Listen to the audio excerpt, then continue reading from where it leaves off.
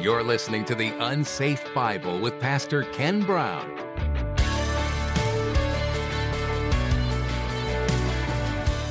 This was really offensive to the Romans. They hated this. This is why they fought the Carthaginians and destroyed them, is because they also sacrificed babies to Moloch, and they didn't like that. Now, the Romans, of course, would leave their babies on a hillside, so the wolves would eat them, but that wasn't the same as sacrifice. Strange people. We just abort them today, which is the same as what the Druids were doing and the same as what the Carthaginians were doing.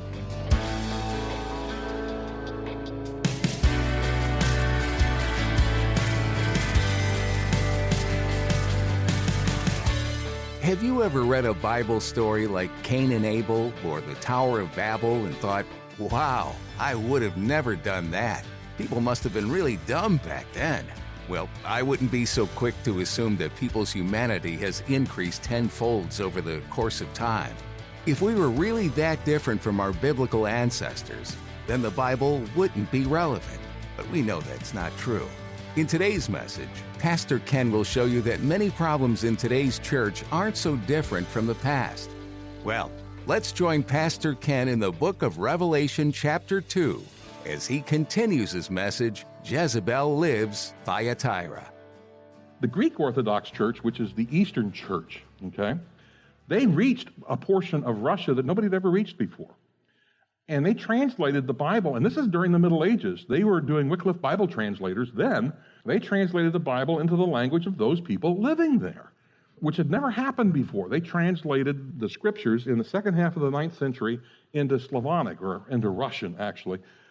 And that's Cyril and Methodius, and they did it in Moravia. Now, the oldest manuscripts, they're using a Cyrillic alphabet, all 27 characters, and they invented some. And they took it from Greek. They were from Greece. And then they translated the scriptures into Russian. Now, of course, the Russians then created their own church called the Russian Orthodox Church as an offshoot of the Greek Orthodox when they didn't get along.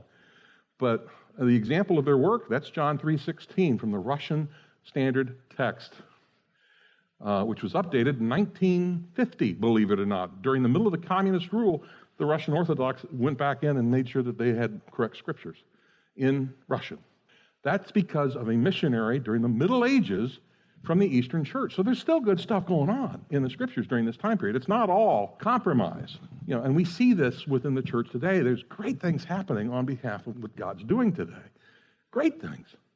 So we have those who are faithful, those who aren't, and those who are somewhere in the middle, and they all exist at the same time in the same church. And we see that today in churches. We do. And we're talking about pictures of churches, Eastern Orthodox Church, Russian, all of that. And then you have the Western, which is the Roman Catholic Church, but there's other offshoots that show up there too as well. We talked about the Waldensians, there's the Moravians, there's the Anabaptists, there's all these different groups that pop up during the Middle Ages. Now let's talk about another compromise or infiltration that takes place in modern culture that goes all the way back to the Middle Ages, but it's become very insidious, and it continues to take place today. We deal with it here at Calvary. Okay, and it involves Halloween, okay? So, yes, I am going to talk bad about Halloween. I can't get away from it. It is a compromise, okay? It is. It just is. Everything I've studied about this, everything I've looked at it, I've gone back and looked at original documents, and I can't get away from it. So where does it come from? In 835 AD, Pope Gregory IV, this is not the one that gave us the calendar, that's Gregory the Ninth, different Gregory, designated November 1st as All Saints' Day, or All Hallows' Day. It refers to saints. See, they were praying for those who were being martyred, and then they started coming up with a way to make them honorifically, give them sainthood or whatever. Augustine actually tied that back to the Babylonians and said, but we should do it anyhow. Okay, whatever. But when the decision was made, and now remember, the Western Church had managed to go in with the scriptures into the British Isles. And there were already priests operating in the British Isles, and there was an Archbishop of Canterbury, and all that was already in existence at the same time, 835 AD. The 31st of October was the day called Samhain. That's the last night of October, and it's celebrated in Celtic culture, which is in Gaul, which consists mostly of Germany and some of the Czechoslovakia and some of those countries, a little bit of France, as well as in the British Isles. Okay? Now, All Saints' Day and Halloween, it was All Hallows' Eve, it's been compressed, Halloween, originated in a pagan festival.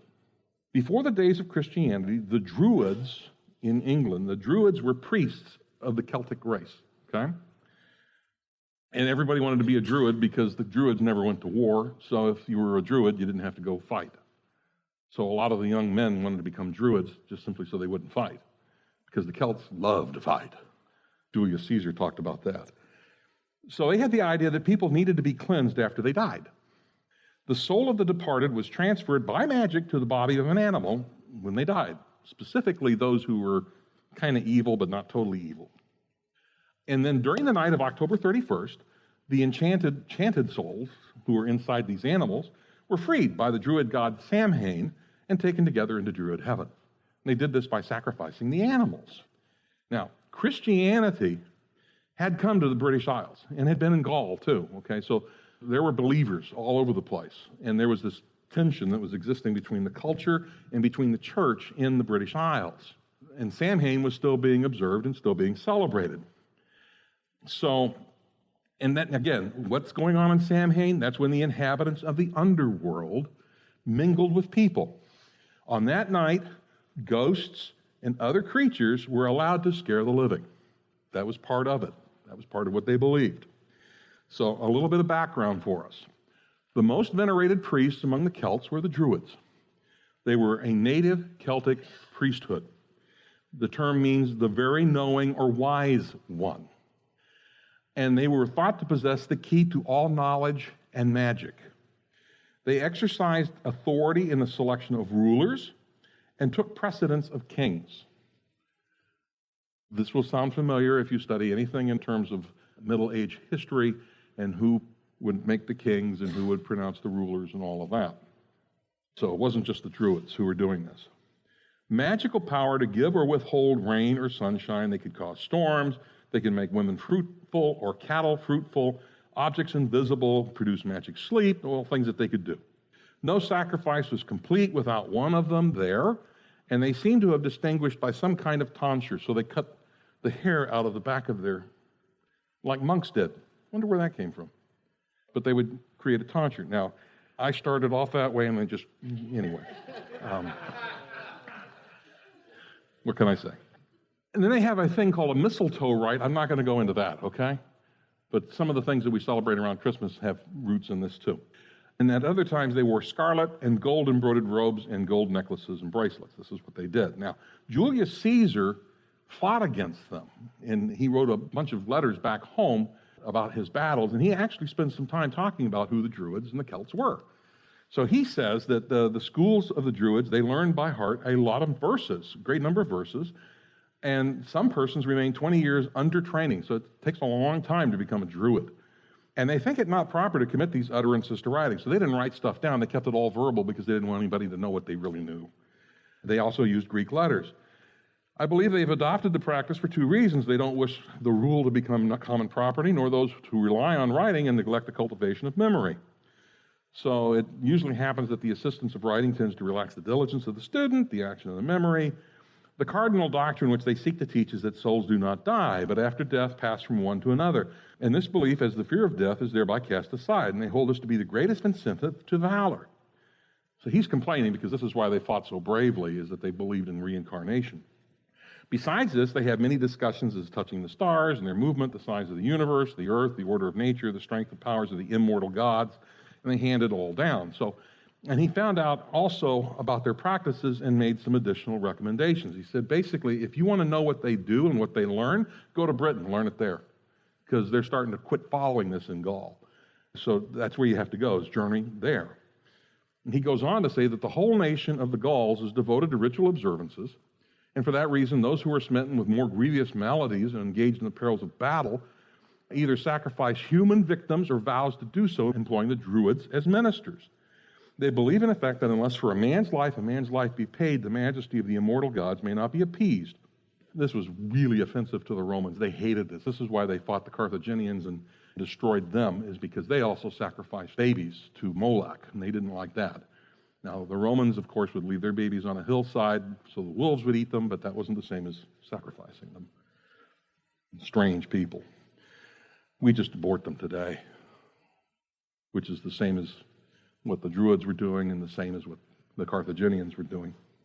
So they have sacrifices. There's some other things that they do. I'm not going to go all into it as to what they actually do, but their year was an agricultural year, and they ushered it in on the 1st of November by the Feast of Samhain, which was a threshing festival. At this festival, they light bonfires. The fire is brought into the house from a sacred bonfire kindled by pieces of wood. They put the old fire out, put the new fire in, expelling the spirits of evil, and they have a ritual purity set up too. Animals were slaughtered. It was a festival for the dead. Their ghosts were fed at this time. We'll talk a little bit more about that, but you're seeing where the root of all this is coming from. And as winter came, the powers of growth were suffering eclipse. Man sought by magical means to aid them, and they would use these bonfires. And in North Wales, people actually jumped through the fire. But there was sacrifice at Samhain, and there was some reason to believe in the early days it was human sacrifice. And Julius Caesar said, no, it was. It actually was. So we see some of the background of Samhain, which is connected with October 31st. So where did costumes come from? Where's that? Okay. The representation of the corn spirit in animal form may have been blended with the divinity of the animals slain at Samhain. Remember, they believed the spirits of not so wicked evil, but wicked evil went into these animals, and then they had to kill the animal to free the spirit to be able to have the spirit go to Druid heaven. So in Gaul, at Samhain, men wore heads and skins of slaughtered animals in procession to assimilate themselves further. The animal gods they've now associated with those animal gods, and also showing that those people have been set free. So they would wear the heads of the animals, they'd wear the skins of the animals that they had just sacrificed. And of course it says, this was vigorously attacked by church councils and by individual preachers, but it wasn't attacked by the entire church. They apparently believed that on October 31st, the night before the new year, which for them was November 1st, that Samhain, who was the name of their god, gathered the souls of the evil dead who had been condemned to enter the bodies of animals. And he then decided what animal form they'd take for the next year. The good dead came back as people.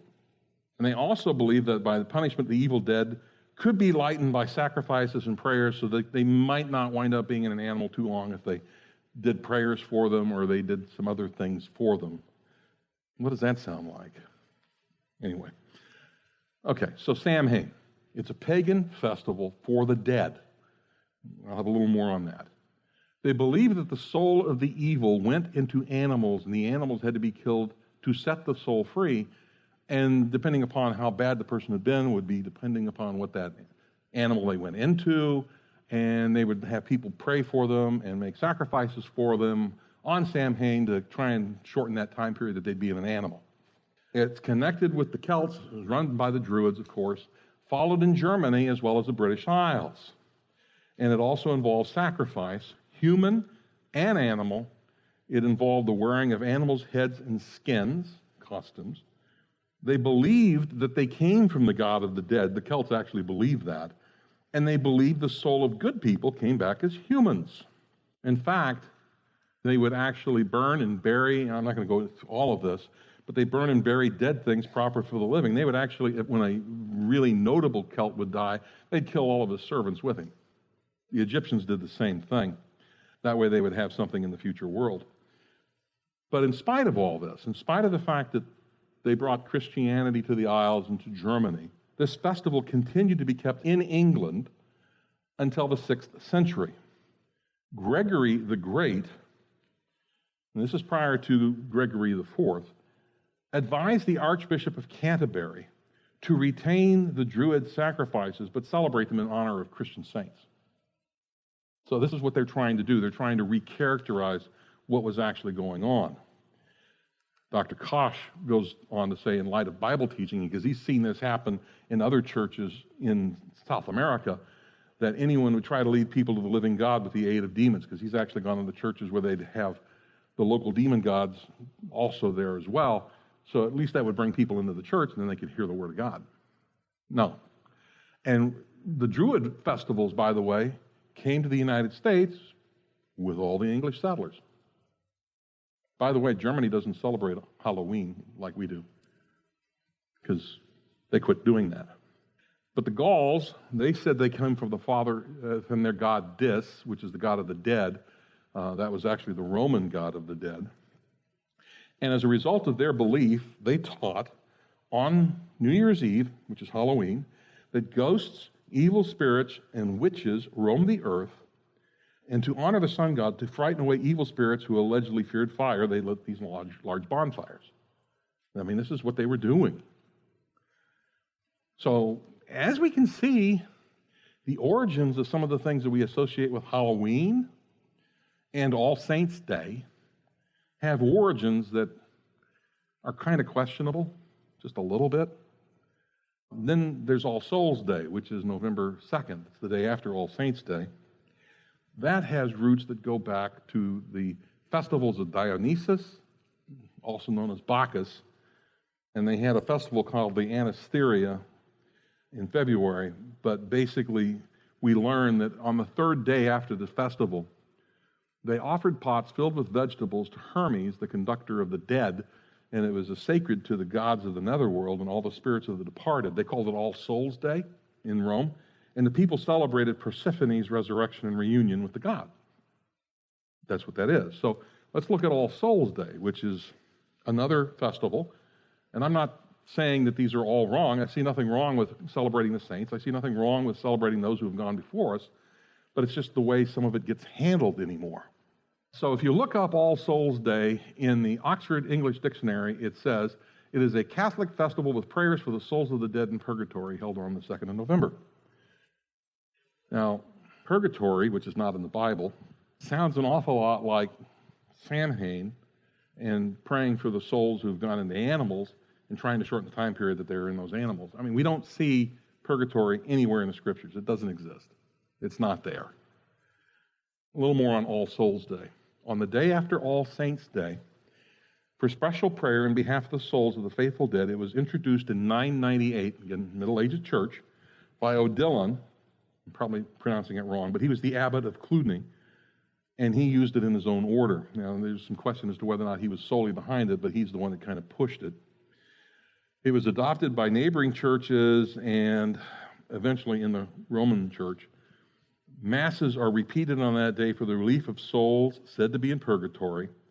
Formerly on this day, though, persons would dress in black and would walk throughout the towns and cities with a bell, ringing it in public ways, exhorting people to remember the souls in purgatory. It's also known here in this part of the world, and especially when you go to South America, as the Day of the Dead. And it's a holiday celebrated in Mexico and Latin America and Texas and other places. It occurs in connection with the holidays that fall on November 1st and 2nd, All Saints' Day and All Souls' Day. Now, on the Day of the Dead, more accurately called the Cult of the Dead, friends and family members of those who have died gather together to pray for them and bring to their graves the deceased's favorite foods, and often include the traditional sugar skulls and bread of death. Private altars honoring the deceased are created, and homage is given to them. Origins to the holiday have been traced back thousands of years to an Aztec festival dedicated to a goddess called, I'm not pronouncing it, okay? But if you want to understand what it is, just watch the movie Coco, which Disney had released last year. It's all about that. So where did the reverence of the dead idea come from? I see all of this and I look at that and say, where did it come from? It actually came from Babylon, okay? Almost everything that we see in terms of occultism and false religion today comes from Babylon. And if you track it far enough, you'll find it. The closing lines of the Gilgamesh epic, where the fate of the neglected dead is portrayed, confirms this view. But such remains are more frequent in the early graves than in those of a later time. You would see animal sacrifices at the grave when people were buried. Offerings of food and water were made to the dead, not only at the time of the burial, but afterwards by surviving relatives. The son performs the office of pouring out water to the memory of his father. And at the close of the legend, again Gilgamesh, of Ishtar's journey as well, the festival of Tammuz was selected as All Saints' Day. The weeping for the lost Tammuz Babylonian god, served as an appropriate link to combining with the mourning for the god of the lament for the dead. The water jar is never absent in the old Babylonian tombs, and by the side of the jar, the bowl of clay or bronze is found to be used for drinking utensils for the dead. They actually worshipped that and venerated them. Tammuz, by the way, sounds familiar. It shows up in the Bible. That word does. I'll show you where in a minute. What's God's view of venerating the dead to this level, okay? In Deuteronomy 14, verses 1 and 2, you are the sons of the Lord your God. You shall not cut yourselves, nor shave your forehead for the sake of the dead. Now, if you got to shave your forehead for other reasons, he's not saying that's wrong, but don't do it just for the dead. For you're a holy people to the Lord your God, and for the Lord has chosen you to be a people for his own possession out of all the peoples who are on the face of the earth. Now, sacrificing to the dead was a real problem also. Moses had to deal with it thanks to a guy by the name of Balaam. We've talked about Balaam. But that shows up in Psalm 106, 28 to 31, talking about the nation of Israel when they were dealing with the issue of Baal Peor, which is Balaam convinced the king of Moab that if you want Israel to fail, you don't have to go attack them. Just send some of the pretty young ladies down there who are priestesses for the local temple and have them mislead them. So they did. And it says, and they ate sacrifices offered to the dead, and they provoked him to anger with their deeds, and the plague broke out among them. Then Phinehas stood up and interposed, and the plague was stayed. And it was reckoned to him for righteousness to all generations forever. But what we see is that they were sacrificing to the dead, and God did not intend for that to be the case. In Leviticus 19:28, there's one more section of Scripture where he talks about doing things for the dead. You shall not make any cuts in your body for the dead, nor make any tattoo marks on yourself, again, for the dead. I am the Lord. So I've got a friend who's a Calvary Chapel pastor in Texas, and he has tattoos down both arms, and he keeps them covered up because some of them are for the dead. And he's not going to take them off. He says that reminds him of what his life was like before Jesus. But he says he's been forgiven of that as a result of it. Now, Deuteronomy 18, verses 9 to 14, more information from the Lord in regards to this. When you enter the land which the Lord your God gives you, you shall not learn to imitate the detestable things of those nations. There shall not be found among you anyone who makes a son or daughter pass through the fire. That's human sacrifice. Okay, that's what he's talking about. By the way, Israel did do that. Manasseh was really behind all of that. He did human sacrifice. He sacrificed his own son. One who uses divination, okay, that's a form of witchcraft and occultism. One who practices witchcraft, these are things that they're not supposed to be doing. One who interprets omens, or a sorcerer, or one who casts a spell, or a medium, or a spiritist, or one who calls up the dead. For whoever does these things is detestable to the Lord, and because of these detestable things, the Lord your God will drive them out before you. You shall be blameless before the Lord your God for those nations which you shall dispossess. Listen to those who practice witchcraft and to diviners, but as for you, your God's not allowed you to do so. So God has a prohibition to the nation of Israel, specifically against a lot of things that seem to be celebrated around the 31st of October as part of Halloween. God's saying, stay away from it. By the way, he hasn't changed his mind either. Yeah, it's in the Old Testament, but he still hasn't changed his mind. We'll see that in the New Testament.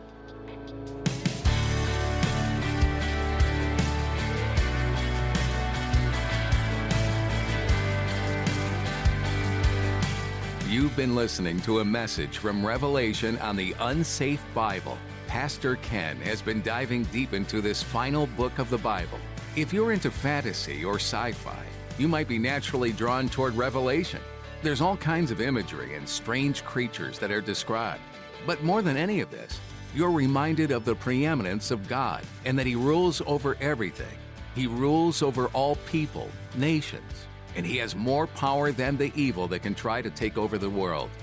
What a relief that you can know and trust in this God. Are you confused about anything you heard today? Don't hesitate to contact us. You can get in touch with us by going to theunsafebible.com. Once there, Go to the Connect tab and click on Connect Card. Then you can fill out a form for us to get in touch with you. To listen to this message or any others from this series in Revelation, just look under the Media tab at theunsafebible.com. You'll also find additional teachings in other books of the Bible. If you found this ministry to be a blessing to you as you've been listening, you have the opportunity to help support the Unsafe Bible ministry by checking out the Give tab. We're grateful for any donation given to help further the message of the gospel. Any other questions? Feel free to explore the unsafebible.com. For more information about when and where we meet, we're based out of Jupiter, Florida, and would be happy to meet you. Join us again here for another message from the book of Revelation on the Unsafe Bible.